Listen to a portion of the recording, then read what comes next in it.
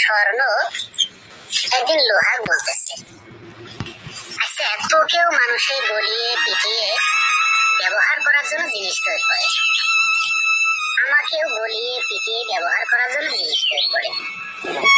আচ্ছা তোকে যখন পিটায় তখন এত সাউন্ড করস কেন? তখন লোহা বলতেছে, তোকে যখন পিটায় কি দিয়ে পিটায়? হাতুড়ি দিয়ে পিটায়। হাতুড়িটা কিন্তু লোহার। তোকে যখন আঘাত করে আঘাতটা অত জোরে আঘাত করে না। আর আমি কিন্তু লোহার, হাতুড়িটাও লোহার।